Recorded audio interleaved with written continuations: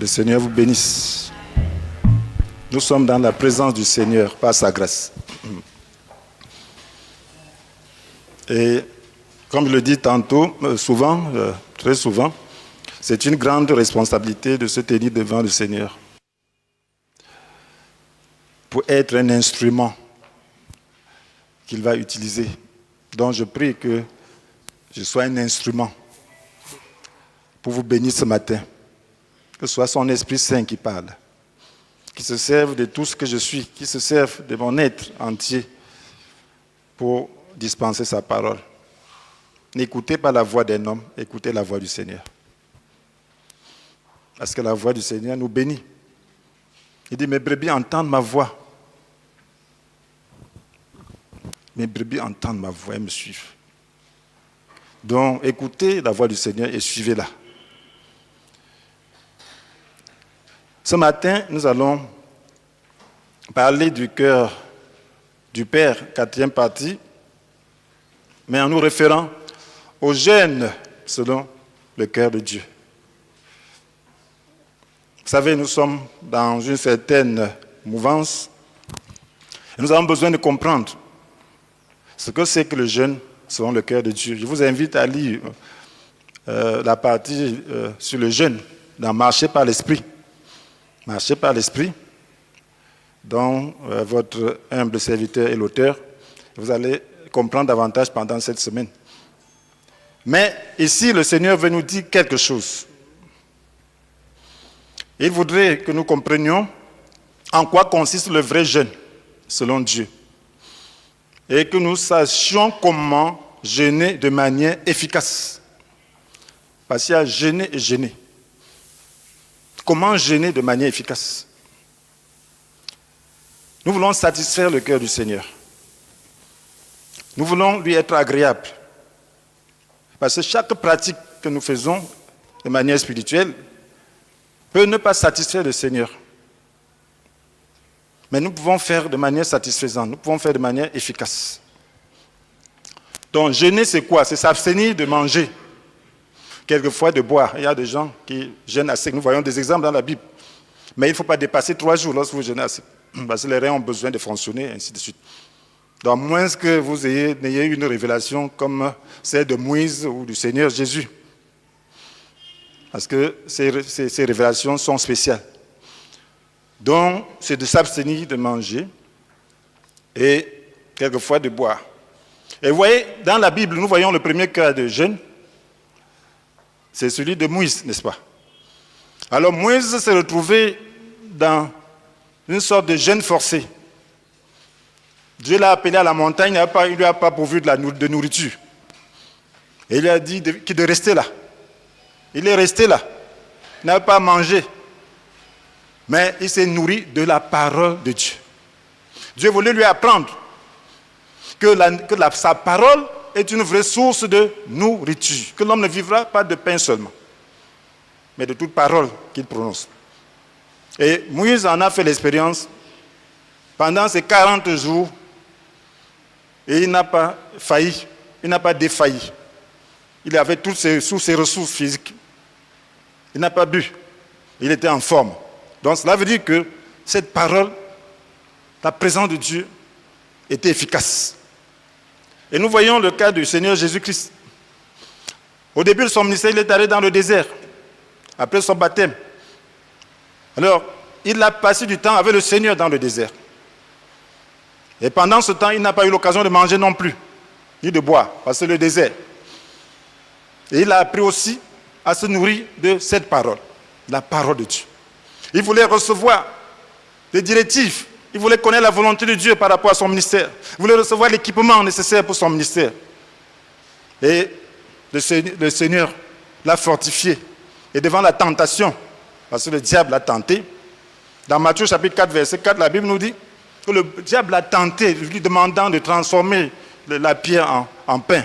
Il lui a répondu, l'homme n'a pas seulement besoin de pain pour vivre, mais aussi de toute parole que Dieu prononce. L'homme n'a pas seulement besoin de pain pour vivre, mais de toute parole que Dieu prononce. Qu'est-ce que cela nous dit, nous fait suggérer? Ceci suggère que En réalité, le jeûne, c'est exprimer un besoin qui est supérieur, qui prime sur le besoin naturel. La parole de Dieu est une source de nourriture. Moïse voulait recevoir la parole de Dieu, les ordonnances. Les ordonnances liées au culte mosaïque, aux ordonnances liées à la loi. Et qu'est-ce qu'il a fait? Il a passé du temps devant le Seigneur. Il avait un besoin. Son besoin, c'était de recevoir cela. Et ce besoin était supérieur au besoin naturel de manger. Lorsque vous jeûnez, vous voulez dire que vous êtes en train d'exprimer un désir qui dépasse celui de manger. De manger, de se nourrir naturellement. Cela veut dire que quelque chose vous tient à cœur. Et vous voulez dire à Dieu que cette chose est importante. Vous voulez dire à Dieu que cette chose vaut la peine. C'est au même titre que la vie. Vous voyez, Jésus, plus tard, lorsqu'il commence son ministère, il a faim. Il était avec ses disciples. Il était en Samarie. Il voit une femme. Donc, il avait faim, il a envoyé ses disciples pour aller chercher à manger, acheter de quoi manger. Entre-temps, une femme vient puiser, commence à s'entretenir avec cette femme. Le Saint-Esprit commence à faire des révélations. Cette femme s'en va maintenant en ville, dans son village, pour témoigner de ce qu'elle a vu Jésus. Entre-temps, ses disciples ramènent la nourriture et le pressent de manger. Ça, c'est Jean chapitre 4. Il n'a plus faim. Mais il se dit, quelqu'un lui aurait-il donné à manger derrière nous? Qu'est-ce qu'il leur a répondu?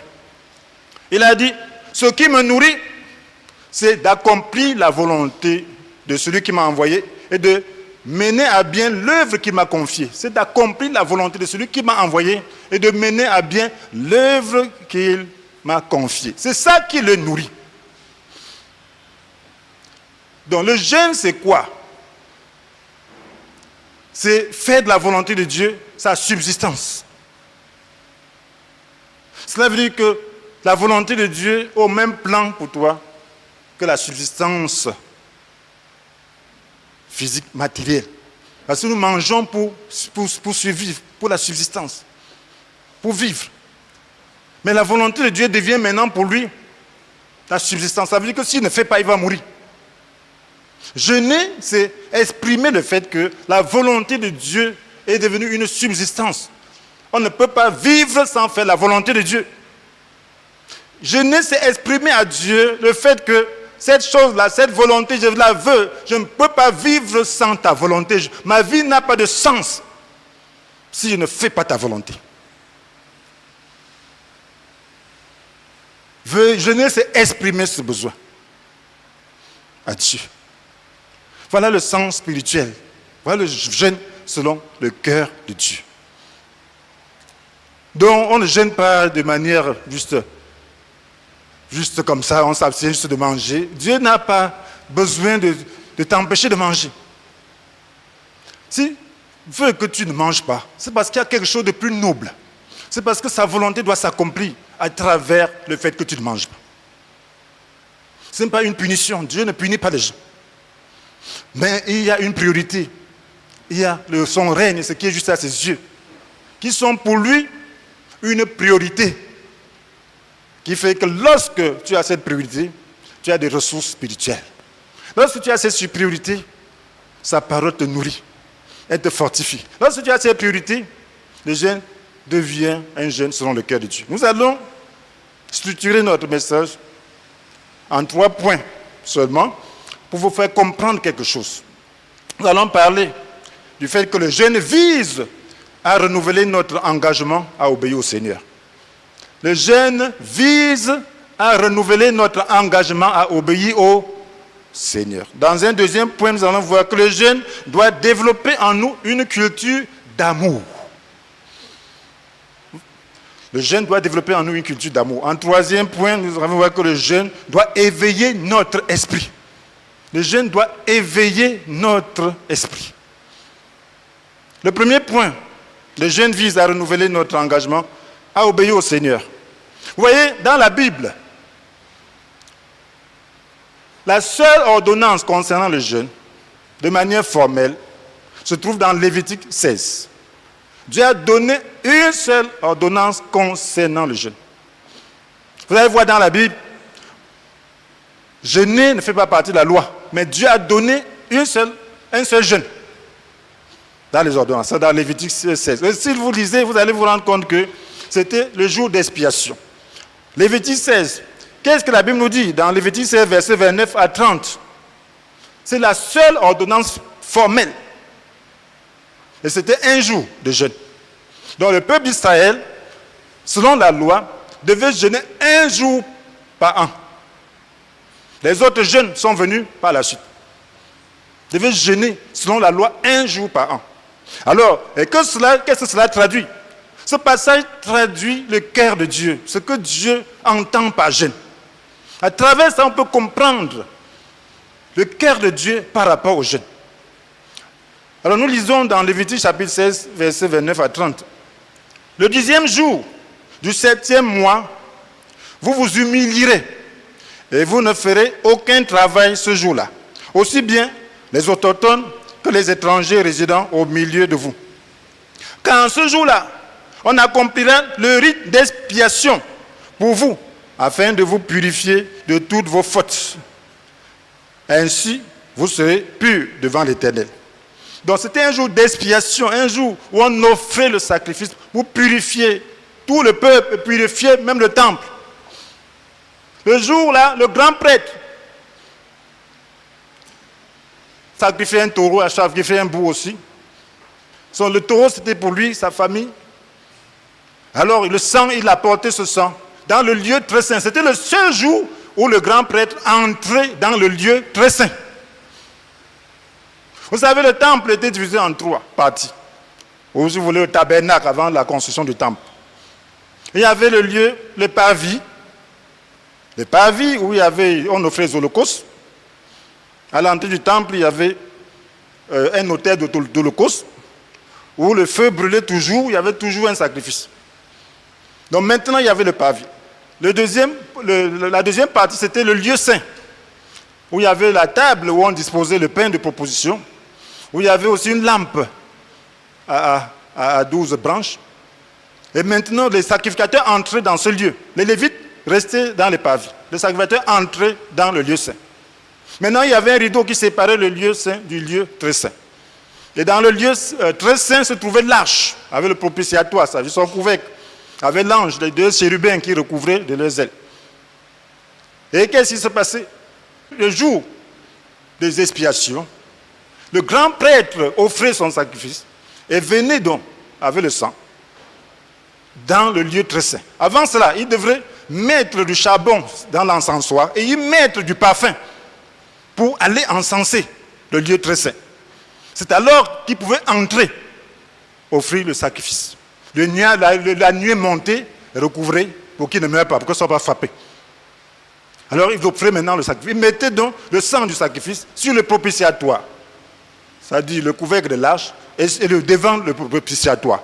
Une fois l'an, une seule fois, le seul jour où il entrait dans le lieu très saint qui représentait la présence même de Dieu. Alors c'était ce jour-là que le peuple devait jeûner. Alors la Bible parle d'humiliation, vous n'allez pas voir le mot jeûne ici. Mais on dit vous humilierez. Dans les autres versions, on dit vous humilierez vos âmes. Donc il devait s'humilier ce jour-là, tout le peuple. Parce que c'était un jour où le peuple renouvelait son engagement envers Dieu à faire sa volonté. Une fois l'an, le peuple devait se réunir pour se purifier. Parce que le peuple n'était pas parfait, malgré leur bonne volonté à faire la volonté de Dieu. L'homme n'est pas parfait. Il y a beaucoup de tentations, il y a beaucoup de choses qui nous éloignent de Dieu. Et ce jour-là, il fallait renouveler son engagement à suivre Dieu. Il fallait montrer qu'on veut faire sa volonté. S'humilier, c'est quoi? S'humilier, c'est s'abaisser volontairement. Humilier son âme, c'est abaisser son âme. Vous savez ce que c'est que l'âme? C'est le centre de sentiments, c'est le centre de notre volonté. C'est le centre de nos désirs, c'est le centre de notre moi. Donc il fallait s'abaisser, dire à Dieu que j'ai fait ma volonté peut-être de temps en temps. Oui, j'ai eu d'autres désirs. Maintenant, je m'abaisse. Je reconnais que je suis faible. Je m'abaisse devant toi pour être purifié par toi, pour recevoir le pardon par rapport à tout ce que j'ai déjà fait de mal. Je m'abaisse, purifie-moi. Je m'abaisse, je m'engage à faire ta volonté. Lorsqu'on s'abaisse, c'est pour obéir. Lorsqu'on est orgueilleux, on n'obéit pas. Mais lorsqu'on s'abaisse, on réprime son orgueil. On dit, Seigneur, je réprime mon orgueil, je réprime mes sentiments négatifs, je réprime mes sentiments de haine. Je les réprime. Je prie que tu puisses m'aider. Je voudrais faire ta volonté. Désormais, je veux faire ta volonté. C'était ça l'état d'esprit du jeune. Et Dieu donc était prêt donc à pardonner. Parce que vous savez que Dieu ne veut pas la mort du méchant. Il désire qu'il change, qu'il abandonne sa mauvaise voie et qu'il vive. Alors, ce jour-là, Dieu donne l'occasion aux gens de pouvoir abandonner les mauvaises voies. Et Dieu purifie aussi tout ce passé pour qu'ils puissent renouveler leur communion. Voilà pourquoi le grand-père pouvait entrer dans le lieu très saint. C'était Dieu renouvelait la communion avec son peuple. C'était un renouvellement de volonté, un renouvellement d'engagement. C'était ce jour-là. C'était un jour très, très, très merveilleux. C'était un jour où le peuple pouvait comprendre qu'il est en communion avec son Dieu. Et vous voyez, l'humilité est très importante. Vous voyez, même le jeune des Ninivites, qui étaient des païens, qui étaient du royaume de la Syrie.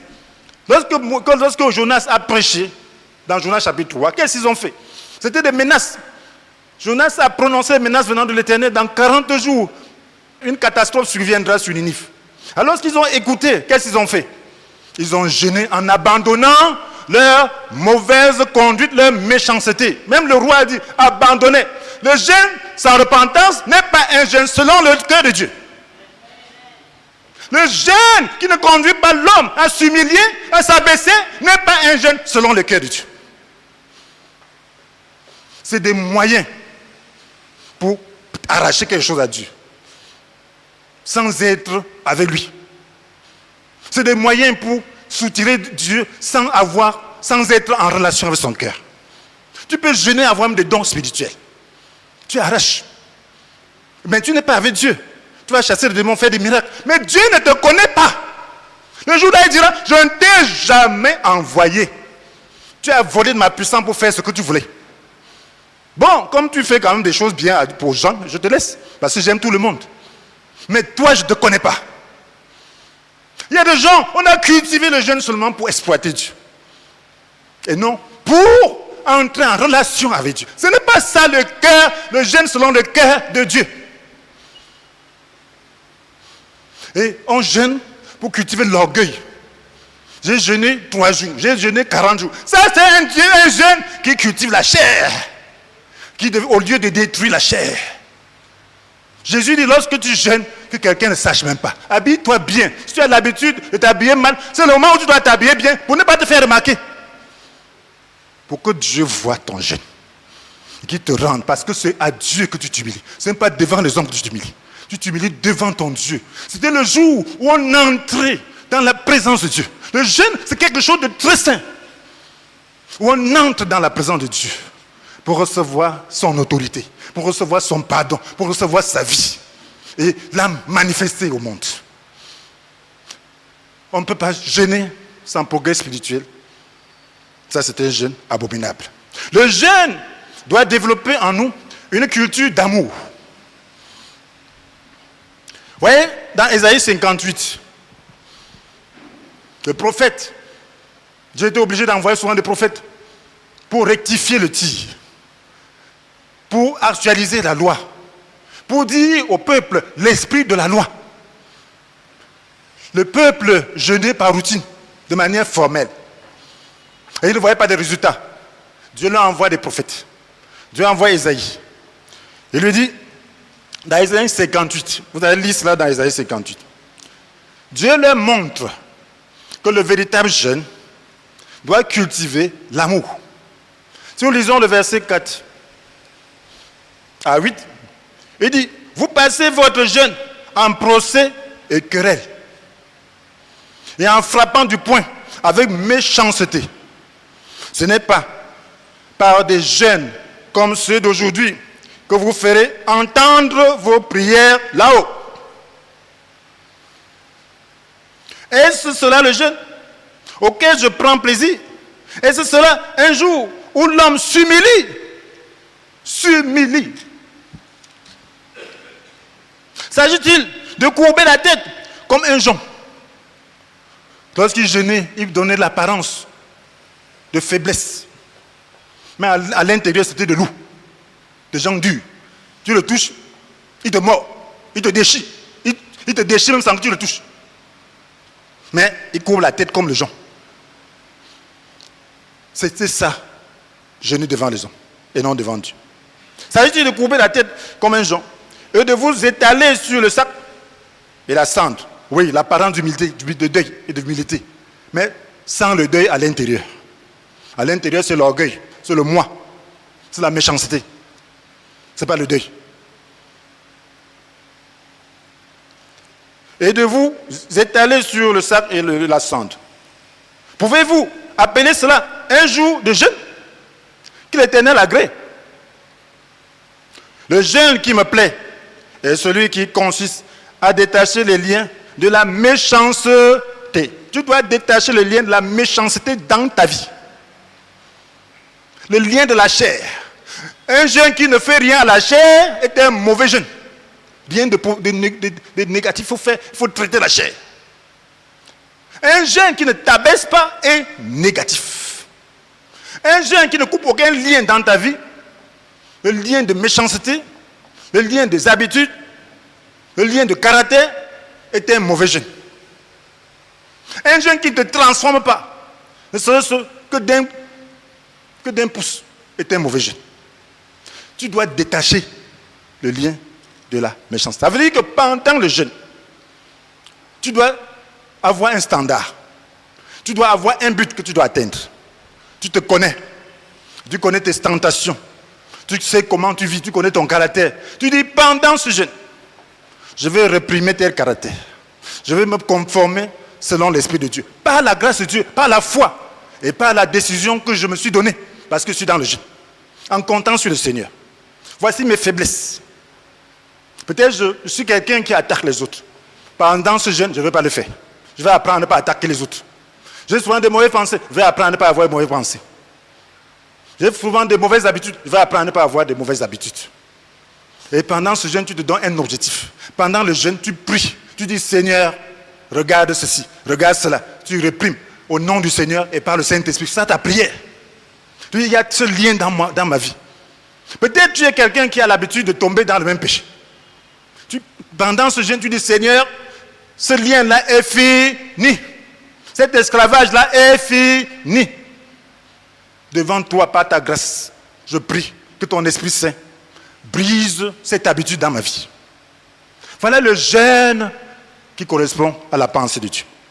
Il dit, le jeûne qui me plaît est celui qui consiste à détacher les liens de la méchanceté, à délier le courroie de toute servitude. Oui, à quoi es-tu asservi?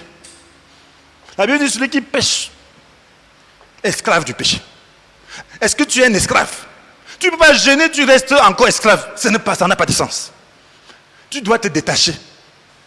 Tu dois te détacher par sa grâce. Parce que tu es en train d'exprimer ta volonté à Dieu, de changer. Tu es en train d'exprimer ta volonté à Dieu, de faire ce qui est juste. Et à briser toute espèce de joug. Quel est le joug qui te tient? Est-ce que tu as encore ton joug? Le Seigneur dit de se dégager de son propre joug pour mettre le sien qui est l'obéissance à sa parole. Tu dois apprendre dans le jeûne à obéir à sa parole. Quelle est la parole qui te défie encore et qui est vraie et donc tu n'as aucune plus force pour pouvoir obéir. Le jeûne doit te permettre d'avoir cette habitude. Parce que le joug de la désobéissance doit être brisé pour porter le joug du Seigneur qui est le joug de l'obéissance à sa parole. Et tu dois porter ton fardeau. Son fardeau, c'est quoi? C'est partager ton pain avec ceux qui ont faim. C'est ça, l'amour. L'altruisme. Partager ton pain. L'égocentrisme, tu dois réprimer l'égocentrisme dans ta vie. Et offrir l'hospitalité aux pauvres sans-abri. C'est donner des habits à celui qu'on voit nu. Ne pas te détourner de ton prochain. Donc tu dois t'ouvrir aux besoins des autres. Tu n'en as pas, tu pries pour eux. Tu dois t'ouvrir à perdre les autres, à aider les autres dans ta prière et dans des actions. Voilà le jeûne. Donc ça veut dire cultiver l'amour. Tu dois te dire, Seigneur, je vais apprendre l'amour à travers le jeûne. Alors comme l'aurore jaillira ta lumière. Parce qu'en réalité, le jeûne cherche à nous bâtir, a bâti en nous le caractère de Christ. Parce qu'en réalité, nous n'avons pas besoin de jeûne pour que Dieu nous donne quoi que ce soit. Mais c'est notre position, loin de Dieu, loin de son caractère, qui nous empêche de recevoir toute sa plénitude. On dit que si tu cultives ce caractère, si tu cultives cette manière de faire, si ça devient ton partage, cela veut dire que tu es uni à Dieu. Et alors, qu'est-ce qu'il dit? Alors, comme l'aurore, jaillira ta lumière.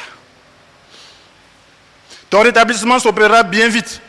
Oui, alors, la justice marchera devant toi. Et la gloire de l'Éternel sera l'arrière-garde. Quand tu appelleras, l'Éternel répondra. Quand tu crieras à l'aide, il dira, je suis là. Donc, cette attitude, cette position que te donne le jeûne, permet que Dieu puisse t'agréer. Parce que tu es dans une position de grâce. La Bible dit que vous demandez, vous n'obtenez pas pourquoi? Parce que vous demandez mal, vous demandez avec de mauvais motifs. Vous voulez que l'objet de votre demande serve à votre propre plaisir. Maintenant, si le jeûne te fait réprimer tes plaisirs, te fait réprimer tes propres désirs, ça veut dire que quand tu vas demander, tu ne demanderas plus mal. Tu demanderas selon la volonté de Dieu. Et nous savons que si nous demandons quelque chose qui est selon sa volonté, il nous écoute. Amen. Et si nous écoute, nous savons aussi que nous avons l'objet de notre demande. L'objet de notre demande nous est acquis. Ça veut dire que quand tu demandes quelque chose qui est dans la volonté de Dieu, tu l'as déjà acquis parce que Dieu est disposé. Le jeûne réprime tes désirs pour que tu désires seulement la volonté de Dieu. Et si tu te fixes cet objectif, que Seigneur, pendant le jeûne que je dois prendre, je voudrais changer. Je voudrais poser des actes d'amour par la foi. Je voudrais cultiver cet amour. Je veux réprimer ma chair, ma volonté rebelle. Toute velléité de mal en moi, je vais réprimer. C'est ça, s'abaisser. C'est ça, manifester l'amour. Je veux accomplir la volonté de Dieu. Je veux le fruit de l'esprit. Que le fruit de l'esprit se cultive en moi. Voilà pourquoi nous disons que le jeûne doit développer en nous une culture d'amour. Qu'à la fin, tu aies une culture d'amour.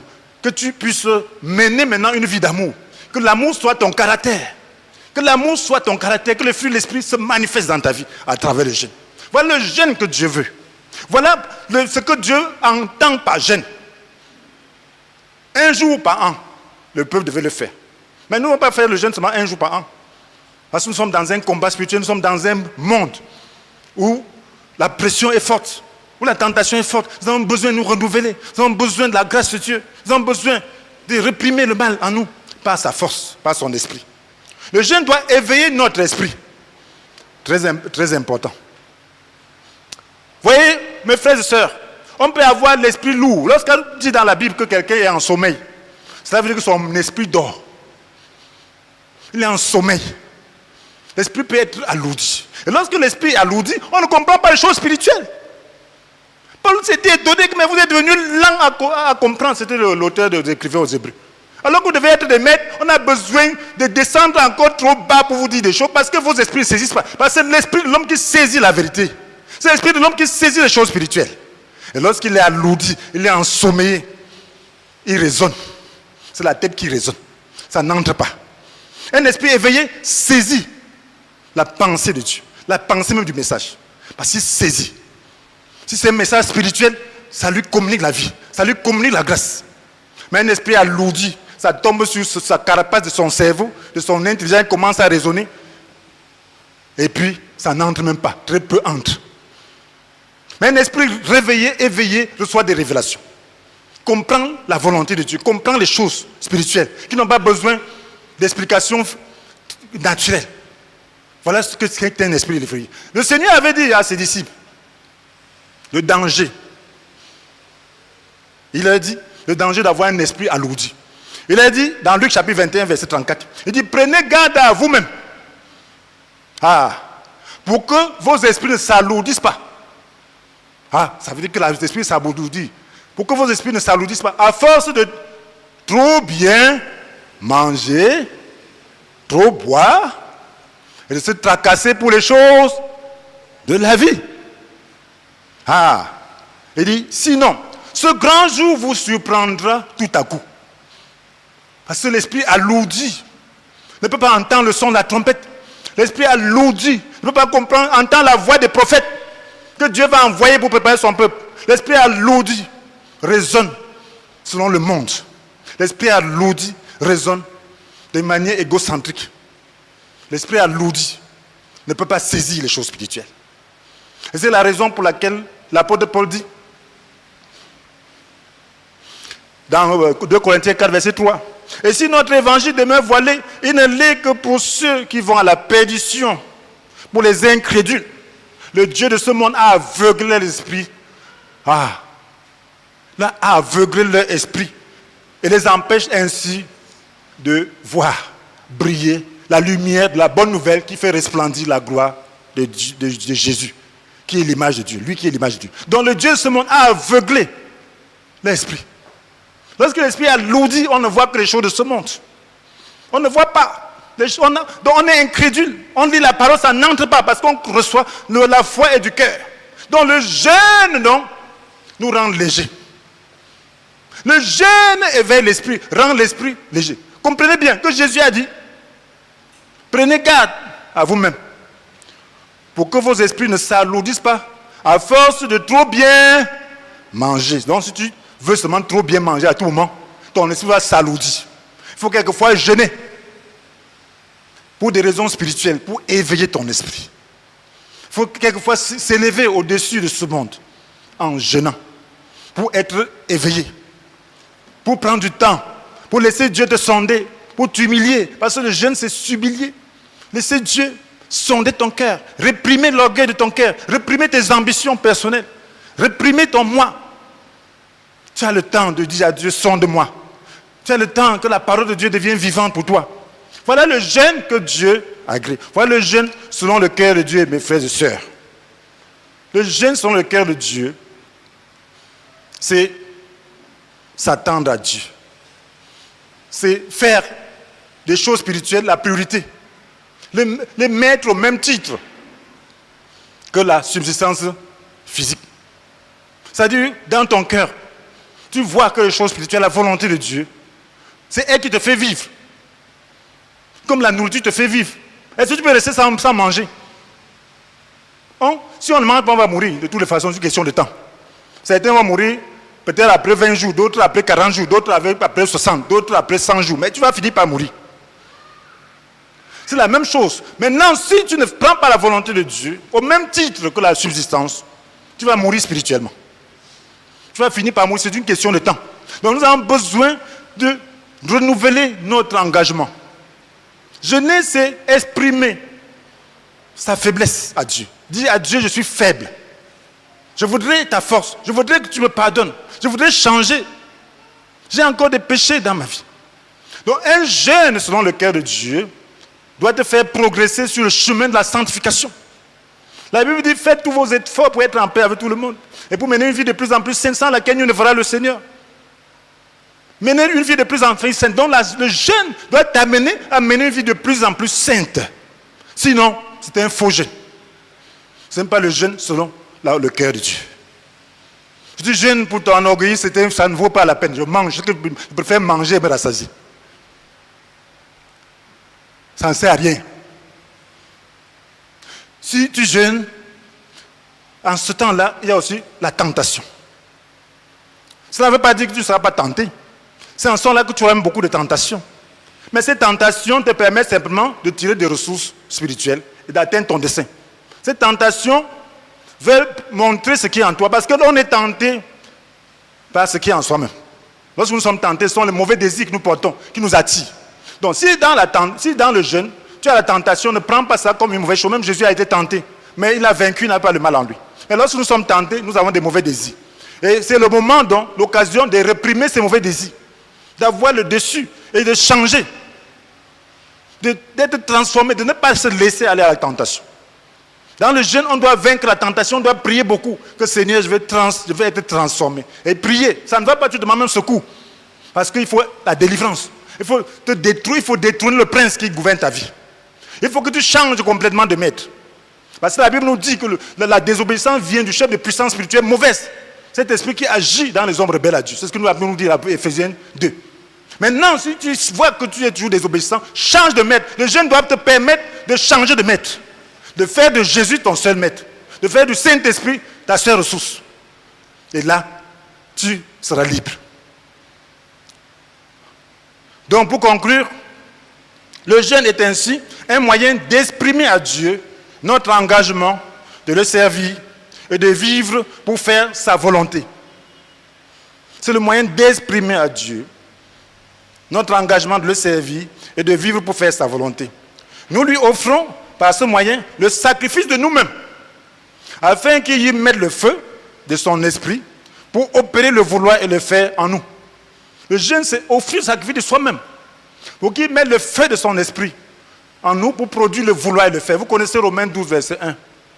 C'est l'apôtre Paul qui lui dit, à cause de cette immense bonté de Dieu, je vous supplie donc, frère, à lui offrir votre corps comme un sacrifice vivant, saint, qui plaise à Dieu. Ça, de votre part, un culte spirituel. Un culte, tu lui offres. Et pour qu'il produise le vouloir, parce que la Bible dit que c'est Dieu lui-même qui agit en nous pour produire à la fois le vouloir et le faire. Philippiens 2, 13. C'est lui qui agit. Donc, il faut que, pour qu'il agisse, il faut que tu te disposes. Il faut que tu te dises, bon, voici, je suis faible. Je suis rempli de toutes sortes de désirs. Mes frères et sœurs, j'ai eu 2 témoignages sur le jeûne qui m'ont marqué, de 2 personnes qui ont jeûné. Longtemps, les 40 jours. Il y a un premier qui avait fait un jeûne de 40 jours. Il venait à peine d'être appelé par le Seigneur. C'était un ami, il a fait 40 jours de jeûne. Il m'a dit qu'après ces 40 jours, il a seulement eu le désir de servir Dieu et rien que lui. De s'abandonner à Dieu et ne désirer que sa volonté. Que depuis ce jour-là, la volonté de Dieu compte pour lui. Un autre a eu un jeune. Il est venu me voir. Il est venu me voir parce que, bon, on me connaissait sur le plan du corps. Il est venu, donc, comme ça qu'il m'a connu. Il est venu vers moi. Il me dit, mon père, tu sais, j'ai fait 40 jours de jeûne. Et après ces 40 jours de jeûne, j'ai rétrogradé. Il a fait 40 jours de jeûne et il a rétrogradé. Après les 40 jours, toutes les passions qu'il a eues dans le monde sont revenues. En force. Et il a rétrogradé. Il dit qu'il a vécu pire qu'avant. Ça lui a pris du temps. Et lorsqu'il venait me voir, il était juste sur le point de la restauration. 40 jours. C'est pour dire que le jeûne, sans motif spirituel, peut t'égarer plutôt. Ça ne sert à rien. Tu jeûnes seulement pour avoir la puissance. Tu veux faire quoi avec cette puissance? Montrer que tu es puissant, sans caractère, ça sert à quoi? Le diable va te manipuler comme ça et te jeter par terre. Il va te séduire. La puissance doit aller avec le caractère, mon frère, ma soeur. Sinon, ça ne sert à rien. Entre aller en enfer et aller au ciel, est-ce qu'il y a même le choix? Mes frères, je ne peux pas faire quelque chose qui va m'égarer. Même si le service veut m'égarer, je préfère mon salut que le service, mes frères et sœurs. Ah! Je préfère mon salut, je préfère aller au ciel que de m'égarer dans le service.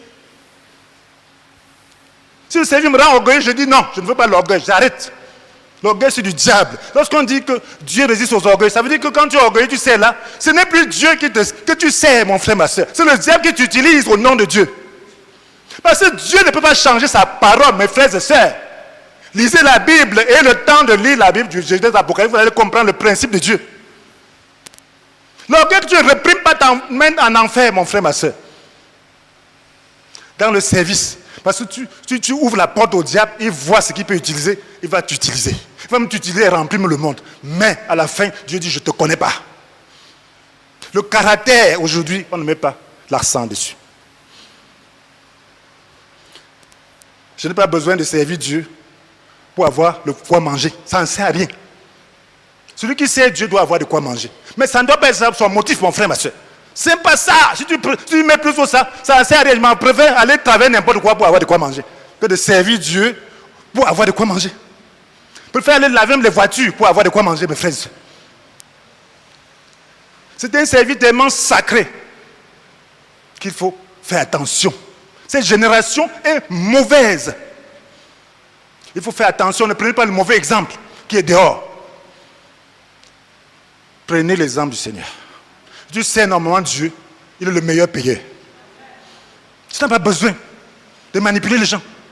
Tu n'as pas besoin que quelqu'un ne te donne pas, tu es frustré. Tu ne dois pas t'attendre qu'on te donne. Tu as demandé aux gens de servir Dieu. Lorsqu'ils servent Dieu, tu es récompensé. Tu es content. Ça compte pour toi. Ta banque est là.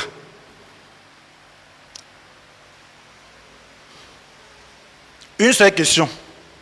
Pourquoi devons-nous gêner selon Dieu? Voilà la seule question.